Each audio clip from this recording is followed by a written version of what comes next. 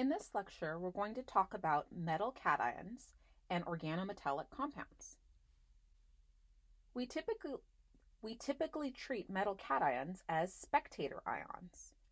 A spectator ion is the same on the reactant and product sides of a chemical reaction. We typically ignore spectator ions. Keep in mind, however, that cations cannot exist without the presence of anions, and ions cannot exist without the presence of cations. Let's look at an example.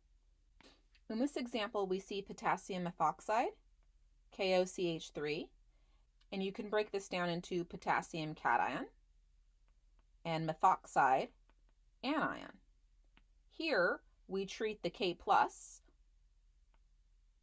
as our spectator ion, and that means we typically ignore it in our reaction. The K+ really doesn't affect our acid-base reaction shown here. You can see the lone pair from the oxygen forming an oxygen-hydrogen bond, and the hydrogen-carbon bond breaking to make a lone pair on the C, or the cyanide. Now our K+ is floating around somewhere because that negative charge can't exist without a K+, and it's also floating around somewhere on our right, again, because that negative charge can't exist without our K+. But we don't have to draw it out, just recognize that it's there. Now let's talk about organometallic reagents. Organometallic reagents can be both strong bases and good nucleophiles. A generalized picture of an organometallic reagent is shown here. You have a carbon group attached to a metal. The metal end is electron poor or has a delta plus, and the organic end, the carbon end, is electron rich or has a delta minus. And it's going to react as if that carbon has a negative charge. That means that if you have an organometallic reagent, it is going to act as a nucleophile, and it will want to react with an electrophile. For example, in methyl lithium, you can draw it out like this, but in reality, it is going to act as if there is a negative charge on the carbon and a positive charge on the lithium. Here's another example of an organolithium reagent. We can see here butyl lithium. There's also an electrostatic potential map of butyl lithium shown. The lithium is over here in red, and this is our butyl group attached. The carbon that is attached directly to the lithium is basic and nucleophilic, or has a delta minus. And the lithium itself, over here, has a delta plus. So that means this compound is going to react as if we have a negative charge on that carbon.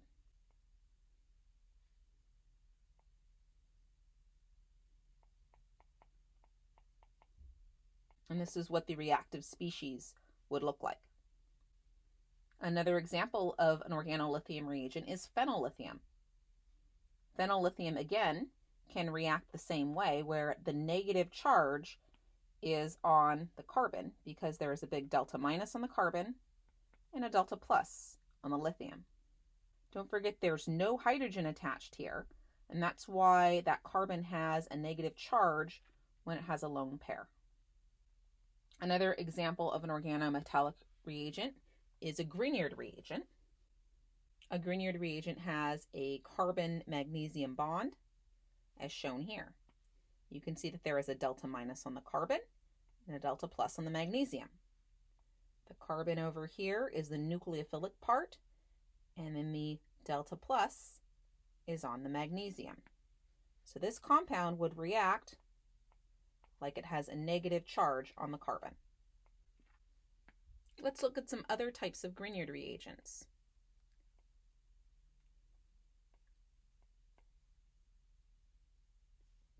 In this example here, you would have a delta minus on the carbon and a delta plus on the magnesium, and it would react as if there is a negative charge on that carbon. You could also have a Grignard reagent with a bromine. In this case, we would have the delta minus on the carbon and the delta plus on the magnesium. And this reagent would react as if there is a negative charge on that carbon there.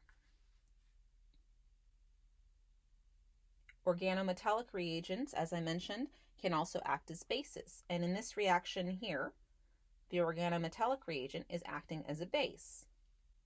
Let's draw this out so we can see how the arrow pushing works.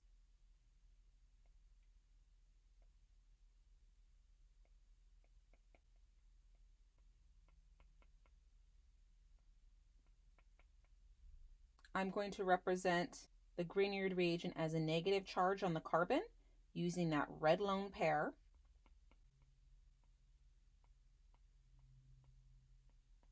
So the red lone pair is going to act as a base and pick up the hydrogen shown in blue there.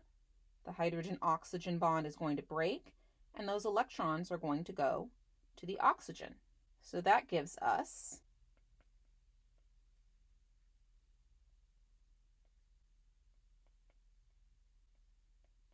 a red bond to blue hydrogen, and you're also going to get hydroxide.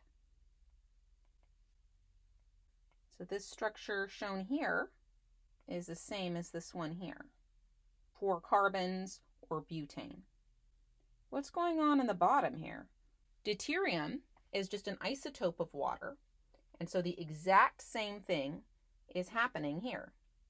All we have to do is replace our hydrogen with a D. So let's do that. So instead of H2O, we're using D2O. And again, the red electrons are going to form a bond to the D.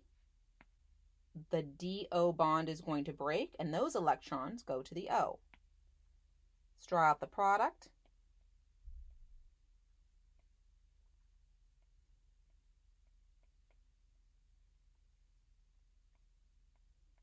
Now that red lone pair is bonded to a D instead of an H, and we formed the negative charge on OD rather than OH. And you can see again, basically the product that we're getting is butane, but just with a D instead of an H. Here are a couple more examples of organometallic reagents. You can see the alkyl lithium reagent or organolithium reagent with the delta minus on the carbon and the delta plus on the lithium. And we also have another Grignard reagent with a delta minus on a carbon and a delta plus on the magnesium. The one we haven't gone over are copper lithium reagents or Gilman reagents, and you'll see that these will have a delta plus on the copper and a delta minus on the carbon.